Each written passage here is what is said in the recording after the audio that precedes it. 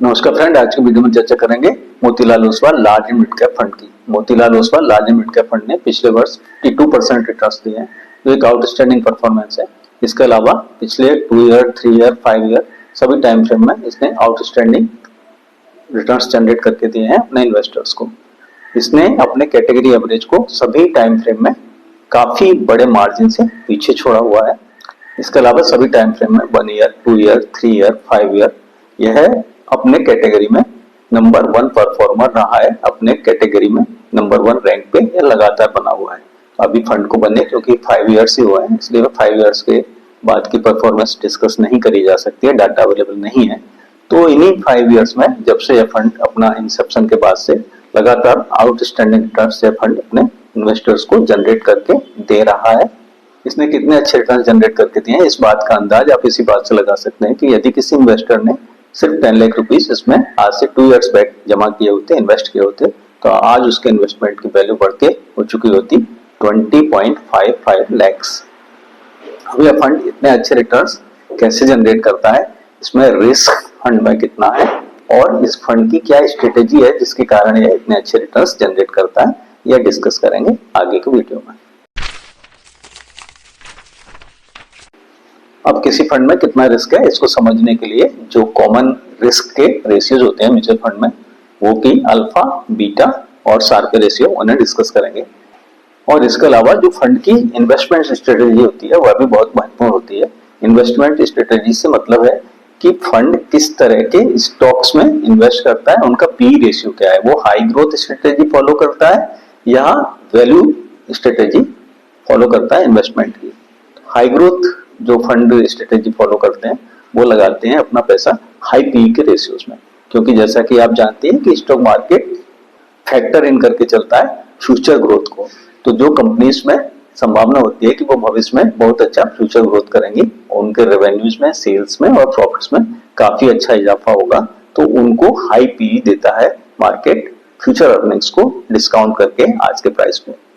तो growth strategy को follow करने वाले फंड हाई पी के शेयर्स में इन्वेस्ट करते हैं। और Motilal Oswal large and mid cap fund में जो स्ट्रेटेजी फॉलो करता है मोतीलाल ओसवाल फंड, वह भी ग्रोथ स्ट्रेटेजी ही फॉलो करता है, जिसके कारण ये इतने अच्छे रिटर्न्स जनरेट करके दे पाता है और कैटेगरी में नंबर 1 पे बना हुआ है।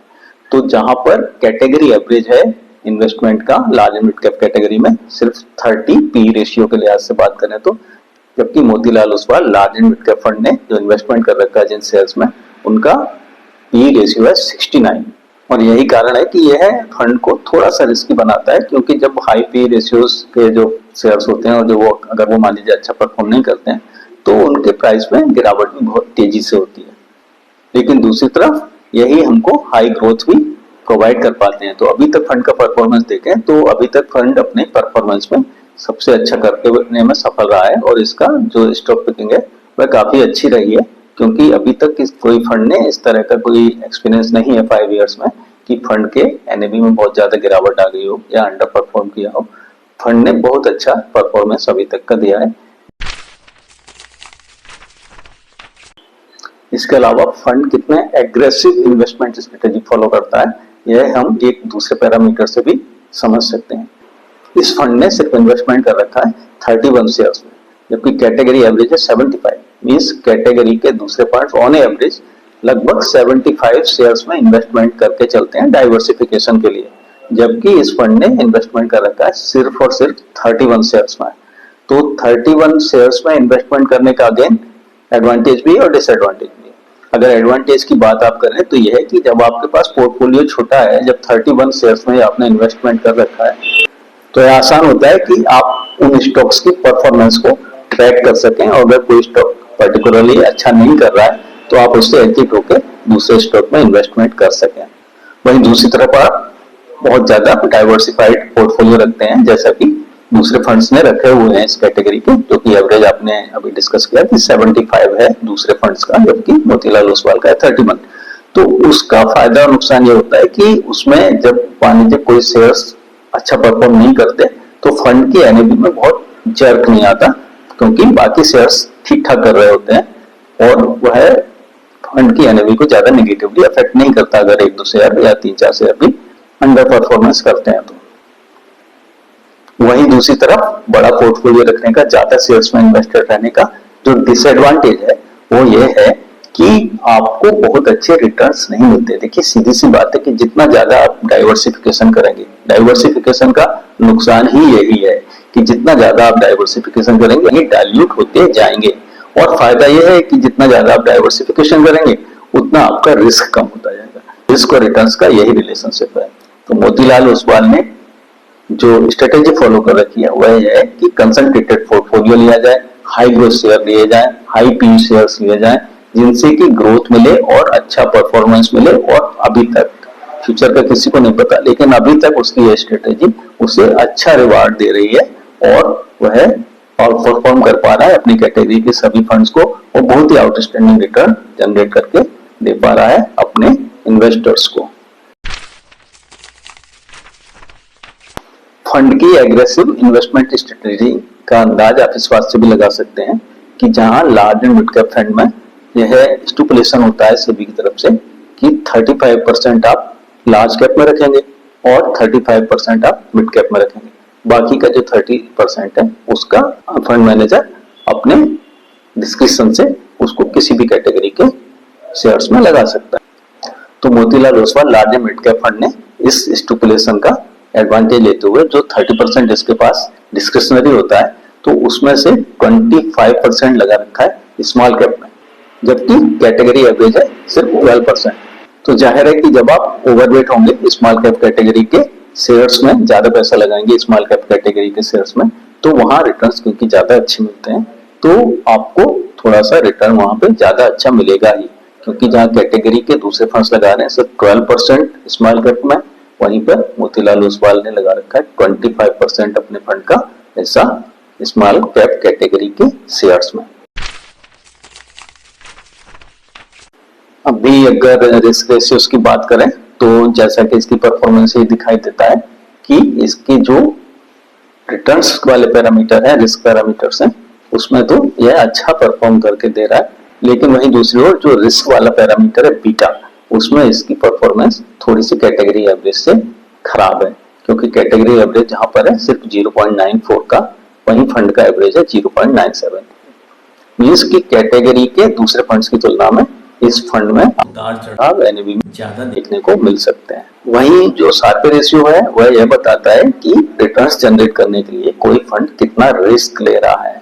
तो यह शार्प रेशियो हमेशा 1 से ऊपर होना चाहिए, इसका 1 से ऊपर है और एग्जैक्टली 1.10 है। यह बताता है कि यह फंड ज्यादा रिस्क नहीं ले रहा है अच्छे रिटर्न्स जनरेट करने के लिए, जो कि एक अच्छी बात है, जबकि कैटेगरी एवरेज है 0.79, जो कि नहीं होना चाहिए, 1 से ऊपर होना चाहिए, लेकिन इस फंड का 1 से ऊपर है। तो बड़ा कंट्राडिक्टरी लगता है अपरेंटली कि जहां पर इस फंड ने अपना बहुत ही कंसंट्रेटेड इसका पोर्टफोलियो है जो कि रिस्की माना जाता है, हाई पी शेयर्स में यह फंड इन्वेस्ट करता है जो कि काफी रिस्की माना जाता है, लेकिन जो हमको रीडिंग देखने को मिलती है, जो हमको शार्प रेशियो बताता है, वह बता रहा है कि यह फंड अपनी कैटेगरी के दूसरे फंड्स की तुलना में कम रिस्की है। वहीं अल्फा की बात करें जो कि 1 से ऊपर होना चाहिए, जो हमें यह बताता है कि अपने बेंचमार्क से यह कितना अधिक रिटर्न जनरेट करके दे रहा है। 3 इयर्स के टाइम फ्रेम में यहाँ पर बात हो रही है, तो जहां बेंचमार्क होता है 1, वहीं इसका है अल्फा 5.91। अगेन काफी अच्छा अल्फा है और यह काफी पॉजिटिव है फंड के लिए। एक और पॉजिटिव है इस फंड में कि इस फंड का एक्सपेंस रेशियो काफी कम है, जो कि है सिर्फ 0.51%, जबकि कैटेगरी एवरेज है 0.72। तो जैसा कि आप जानते हैं कि कम एक्सपेंस रेशियोज में जो इन्वेस्टर है उसके लिए ज्यादा रिटर्न्स, तो यहाँ पर यह पॉजिटिव इस फंड के लिए। दूसरी बात जो काफी महत्वपूर्ण है और ध्यान देने वाली है वह यह है कि जहां यह फंड कंसंट्रेशन कर रखा है सिर्फ 31 शेयर्स में अपने इन्वेस्टमेंट का, लेकिन सेक्टोरल अगर आप देखें तो डाइवर्सिफिकेशन कर रखा है फंड ने काफी ज्यादा, क्योंकि जो 31 शेयर्स हैं वो आते हैं अलग अलग 13 अलग अलग सेक्टर्स से आते हैं वो शेयर्स, तो जिसके कारण जहां पर कंसंट्रेशन जरूर है सिर्फ 31 स्टॉक्स में, लेकिन डाइवर्सिफिकेशन मिल जाता है सेक्टोरल डाइवर्सिफिकेशन के रूप में इस फंड के इन्वेस्टर्स को।